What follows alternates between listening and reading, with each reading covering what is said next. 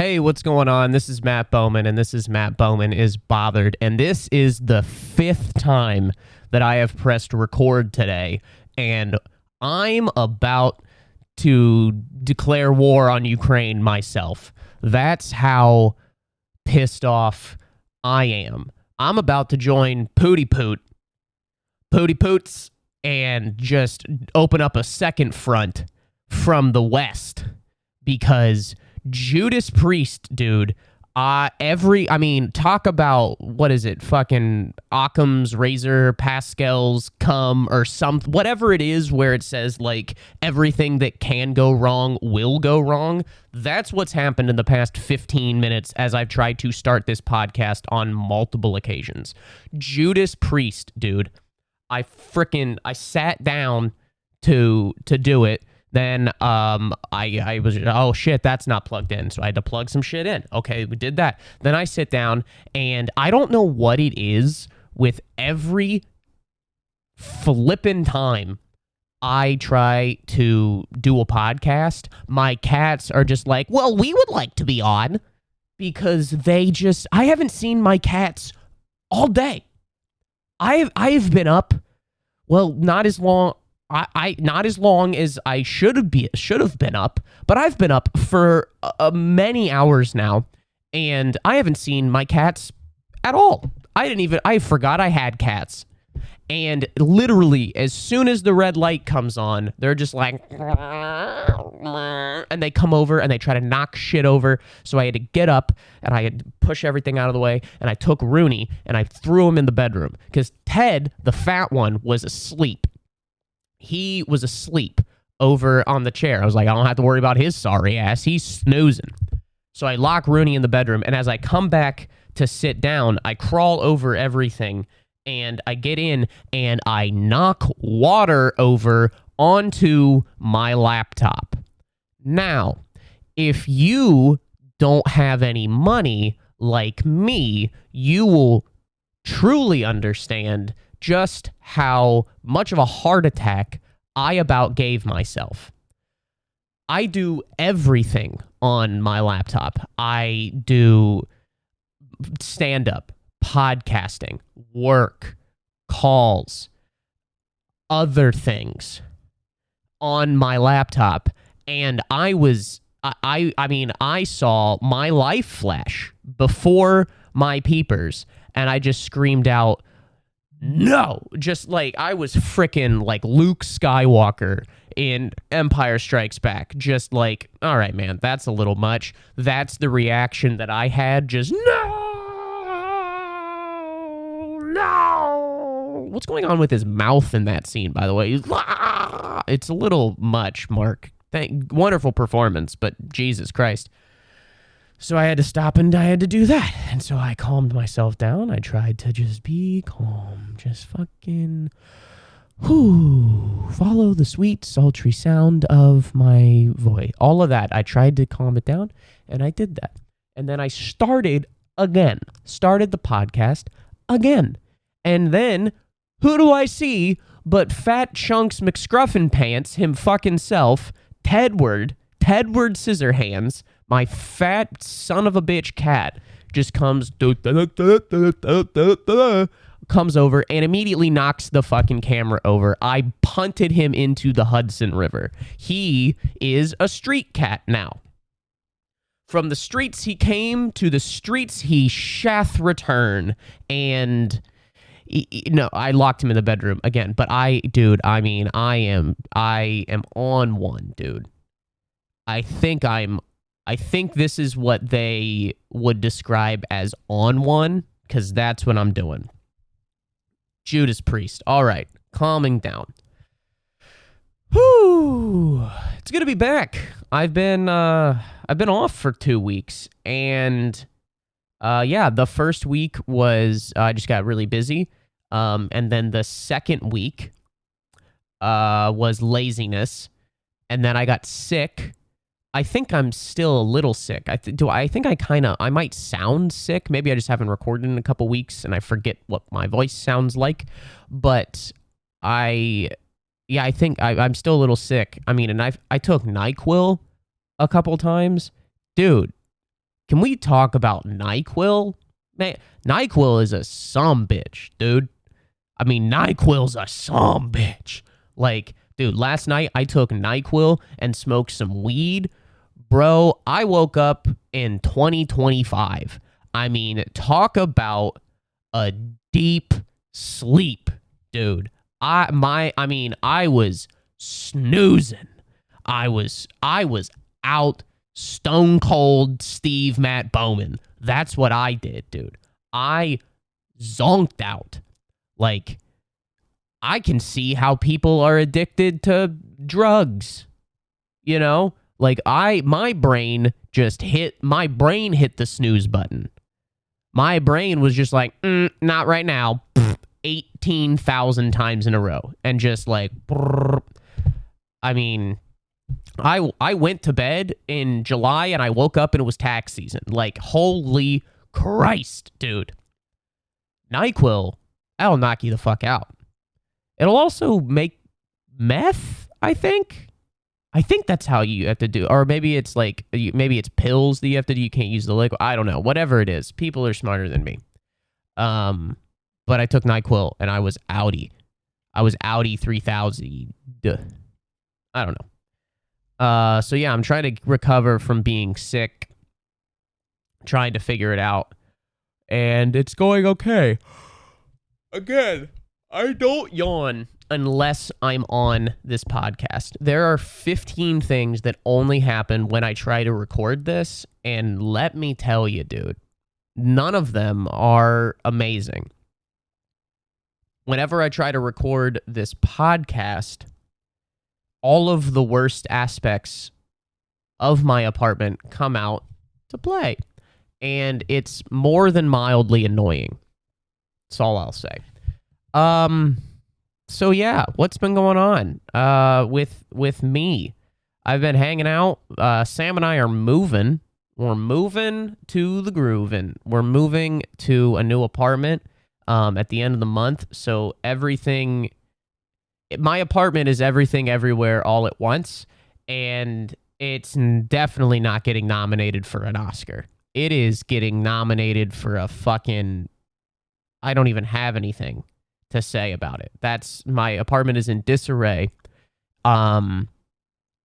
Moving is ass. Moving, like, there's nothing good about it. That's just all that there is to say about that. You can go ahead and come in. It's fine. I'm so mad, dude. I've had to restart the podcast 7 times. I spilled water on my laptop. Like, I dumped a whole glass of water on my laptop. Supposedly, it's fine. And then, fucking, as soon as I come back to sit down, I haven't seen Rooney all morning. He comes over, knocks the fucking camera over. I throw him in the bedroom. Then, I come back and I sit down. Teddy's been asleep for 6 hours. He comes over, knocks the fucking camera over.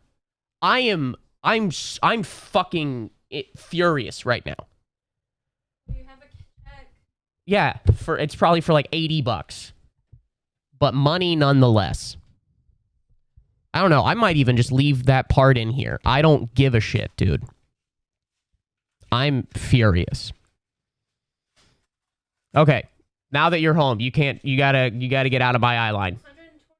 Hell yeah. You gotta get out of my eye line, though. Okay, I need to get my... You can do that in the bedroom.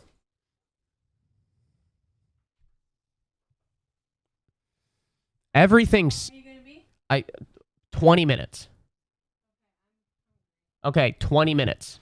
Give me 20 minutes, please. Judas Priest, son. I mean, I know the title of this podcast is Matt Bowman is Bothered, but it is... I mean, I am bubbling with rage. I mean, to quote Dave from Hot Rod, I am green with jealous rage right now. Not even jealous. I'm just green with rage. I don't even remember what the fuck I was talking about. I think I was talking about moving, but I've decided that I don't want to talk about that anymore. Because I don't have anything really that funny to say about it. What else is going on? Wimbledon is happening right now. Wimbledon is being played, and I don't. Who do we care about tennis anymore? I mean, I don't. Do we care about tennis anymore?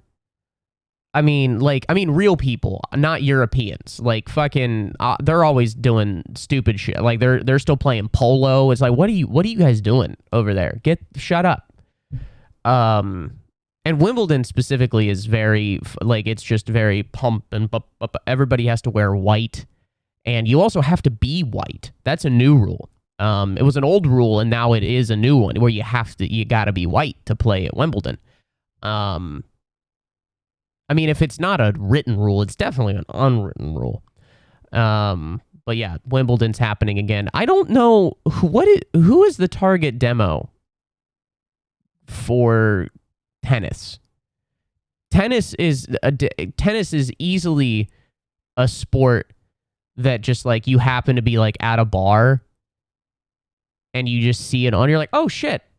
Fucking tennis. Oh, yeah. Okay, I guess that's not. It's like the Australian Open is the funniest one because it's played at the bottom of the earth in Australia, and it's live at like 2 a.m. So you'll be out on like a Saturday night and you'll be kind of fucked up and you're like, are they playing fucking tennis right now? I think they're playing tennis right now. And they are, and it's the Australian Open, and it's on at 3:30 in the morning because no one gives a shit. Djokovic is still playing, and Nadal is still playing. I believe Federer might. Basically, as soon as those three go away, what do we do? There's some new kid from Spain, Alcaraz, something like that. I watched him play a little bit yesterday or the day before. He's pretty good, but I mean, like, I don't. That's kind of how I feel about, and I feel like the majority of people are kind of just like, But then again, I like watching stuff that means something. I like watching sports that mean something. And so like if it gets to like the end of the tournament, like the semifinal or like the final, like I'm not going to go out of my way to watch it, but if it's on, sure, why not? Knock yourself out. Have a good ass time with Wimbledon. Yeah, I don't know who their target demographic is. From what I can tell, it's just like, I don't know, the target demographic for Wimbledon is just your rich uncle who is way too into the women's game for some reason. That seems to be who's watching tennis consistently.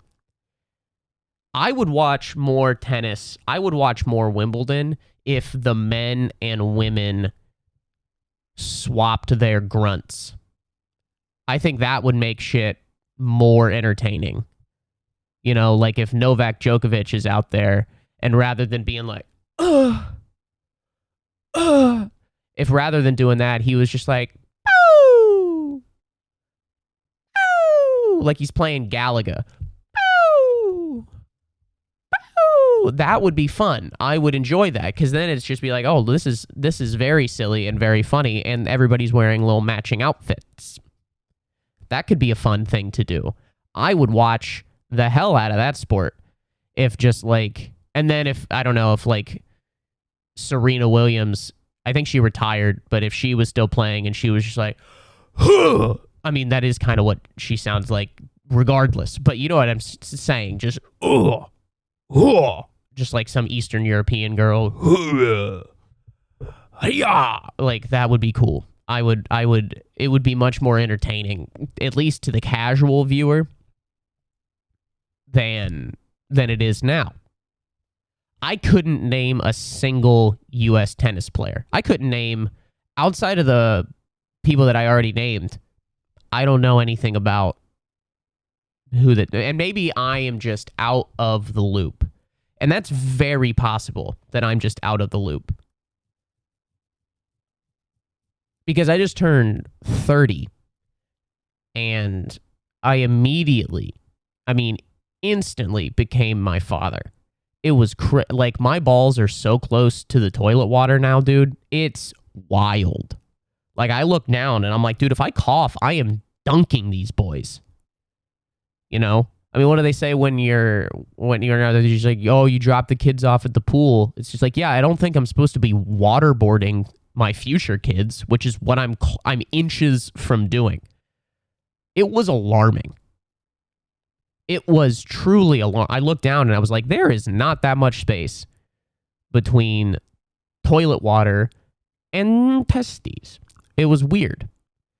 So yeah, maybe I'm just out of the loop because I'm 30 now. And I honestly don't like it. It freaked me out. I find it uncomfortable. And I just don't know anything anymore. All of my burps are hot now too. What's that about? No matter what, I'll eat oatmeal and just Kilimanjaro. What is happening? Just, I mean, my back hurts all the time, but I mean, like that has been a consistent thing. I don't know. I think I guess I thought I had more time is what I think I'm trying to say. I thought I had more time before shit really hit the fan. And I'm not going to take any personal responsibility for any of my physical ailments. As you know, as I've discussed many times on this podcast, never take personal accountability for any of your actions. Everything is always someone else's fault. And anything that happens to you should be blamed on someone other than yourself. I think in every scenario, that really does just make things better, because then you never have to own up to anything. And that is truly freeing. It's also the American dream. Never owning up to anything has been the official American foreign policy for about 60 years. That's just kind of been, hey guys, what the fuck are you guys doing over there? I don't know. They just shot us and we had to go in there. Yeah, well, you kind of went a little hard, no? It's like, no, I don't know. Sorry. That's kind of been the way that we've approached most of it for a while now. I don't know, dude. I feel like I'm all over the fucking map today. I have no plan. I don't know. Part of me is just like, I honestly didn't really want to record today because I haven't had much to talk about. I haven't had anything that's just been like, oh, I have 10 minutes of an opinion on XYZ topic. But I know that I just need to just keep doing it and get back in the groove. Get back in the New York groove of doing the podcast. And so that's what I'm trying to do. And I'm trying to figure it out. So let's see what else I can talk about. Oh, yeah, that was wild. I hosted a show the other night at a comedy club in the city, and I hosted a show for 5 people. So if any of you are just like, I would like to try stand-up comedy, I bet it's awesome. Heads up, you're going to be hosting shows for 5 people. And I start the show, and I come up, and there are 5 people there. There's one dude by himself. There is a couple that is on their 4th date. That sucks. That stinks. And then another 2 people that are together, and I come to find out the guy is 15 and the girl is 14. How did you get in here? You bought tickets. They sell booze here. You're not allowed in JCPenney without a guardian. How the fuck did you get into this comedy club? So now, and of course, they're sitting like right fucking front and center.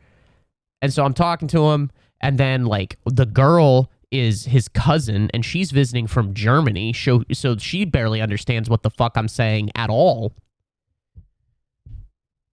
And the couple, thank God, they were like having a fun time. I just was like, hey, what's going on with you guys? Because you can't, for 5 people, you can't just go up and rip jokes. That's weird as hell. And they're all like, they're not sitting next to each other. They're all like dispersed and spread out all over the place, dude.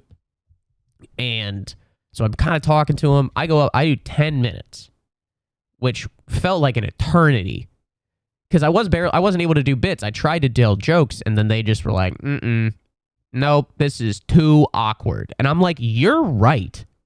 Whatever you're feeling right now, whatever awkwardness, uncomfortability, any of that, whatever you're feeling is the correct emotion to feel in this scenario.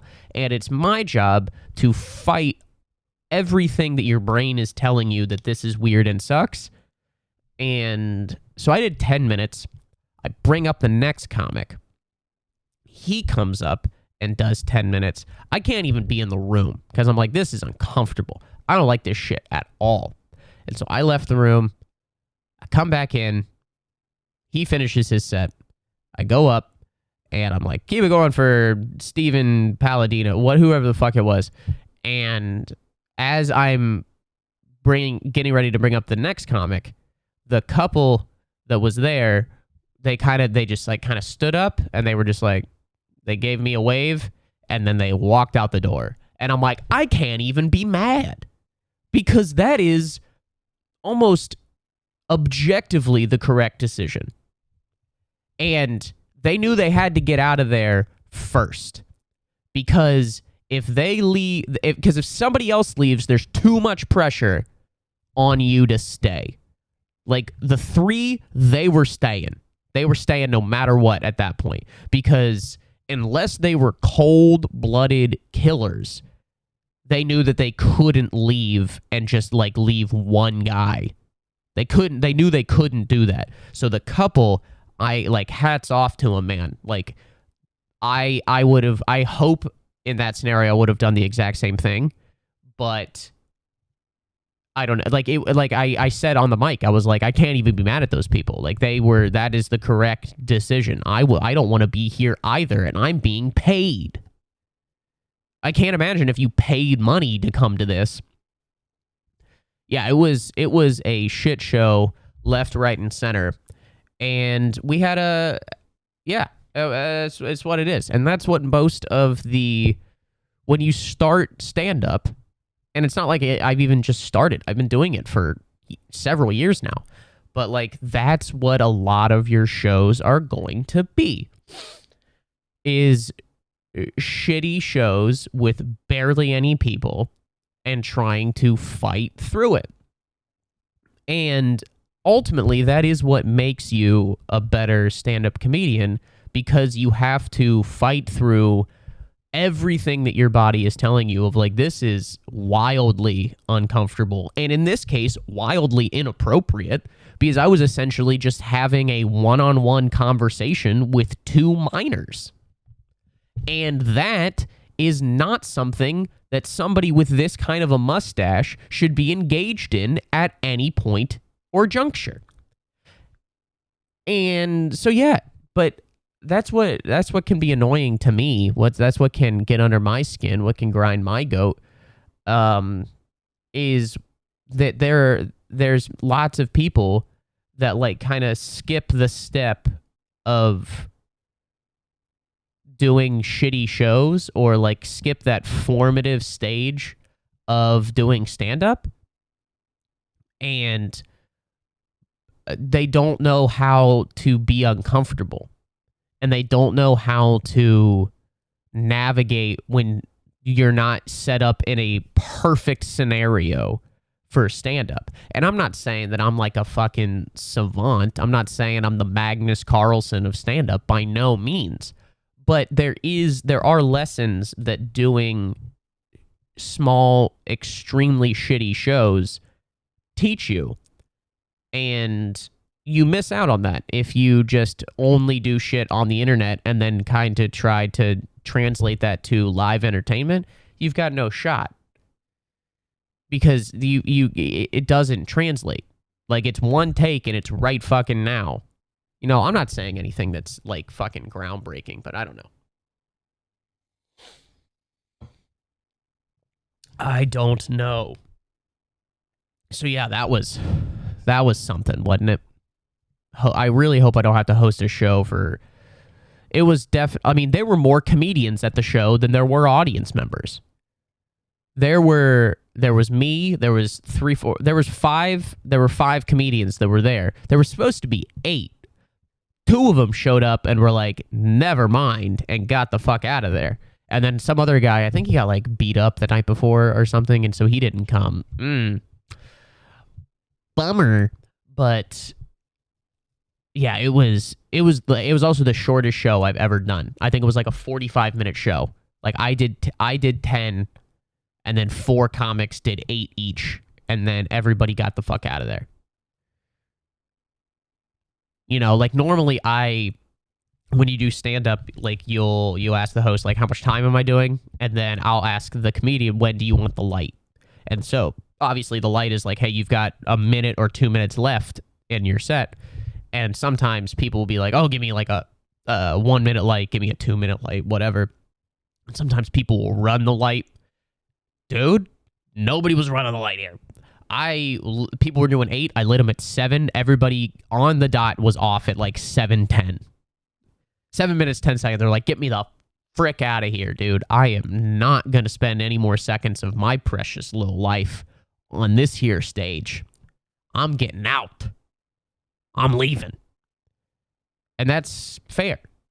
Again, I wish I could have done the same, but I had to be there. And that's where being the host of a shitty show is the absolute worst, because the audience feels how shitty it is, and they understand that it's very uncomfortable, and they blame you, the host. They're like, because you have to go up and face them every single time. Like if you go up and it's on a shitty show and you go up and you do just a spot, and then you leave, you get to leave. You get to go home. You get to go to the subway. I don't. I have to keep coming back up. And so like every time you just see people just being like, why are you doing this to us? And it's like, I couldn't explain it if I tried. My childhood, I have a need for people to like me, and I'll say yes to any show that I'm offered. And in this case, it was this one, and I have to be here contractually until the very fucking end of it. That's kind of how it works. You know, that's kind of how it works. I feel like I'm getting sicker as this podcast is going on. Like earlier today, my nose was not this stuffed up, but it is now. So I don't know what's going on. Did I write anything else down? Oh, I'll end on this, I think. I'm talking like I'm doing a set. I'll end on this. Let me leave you folks with this. Shut up. Just tell your last fucking joke, you moron. Everything is obviously like streaming. We're living in like everything's a streaming era now. Barely anybody has a cable box. If you go to somebody who has a cable box, you show up to their house and they've got like a box. You're like, do you have bodies in the closet? Like, what the hell is going on here? What's going on? What is this? And what the fuck was I going to say? Oh, yeah. So everything's streaming. And I think the biggest casualty of only streaming stuff is that you don't get to see nearly as many low budget local commercials anymore. And I think that is a travesty, because those things are just about the funniest things you've ever seen in your goddamn life. It's always like a car dealership with a guy who has clearly never been on camera before in his life and has been convinced to do this commercial by his like 22-year-old marketing major niece. And it's watching those guys try to deliver their lines is hilarious. They're here at Bob Honda's Honda Civic Service dealership on the corner. They always tell you where it is. Like, people don't use Google Maps for fucking everything. They're like, on the corner of 22nd and Dixie Boulevard. Who gives a shit, dude? What's the name of the place? I'll type it into Google and I'll be there in 30 seconds. Like, you don't need to triangulate your fucking position, dude. They do that, or they are the king of like the little pop-ups. Like, it's not even like they edit in like iMovie. It's just like deals. We got deals and like unnecessary sound effects just out the ass. What a time, dude. You miss those things. You don't get to see everything's now. It's just like a fucking dick pill commercial and another beer campaign and all of that. You miss the locality. You miss the local zhuzh that you used to get. You miss out on it because everything is now just because they don't have any fucking money to like buy ad space on Hulu. Get the hell out of here. The only time you see those types of commercials is when you're watching like a live football game. Other than that, you're not seeing shit. And that's a shame. Because I would really like to know where the second largest BMW pre-owned certified dealership in the tri-state area is. I would love to know where that is, but I can't do it now because of all this goddamn streaming. And so I think that's bothersome, and it gets under my skin. So, all right. This has been quite the shit show of an episode. I've had 15 heart attacks. I'm about to die. So please rate, review, subscribe, everybody. Please like and follow all of that shit. Matt Bowman Comedy everywhere. I have Threads. I'm on Threads now, which is a lame-ass name. Let's be honest. I'll talk about that maybe later. But yeah, follow me everywhere. Thank you guys so much. Stay bothered, folks. Bye.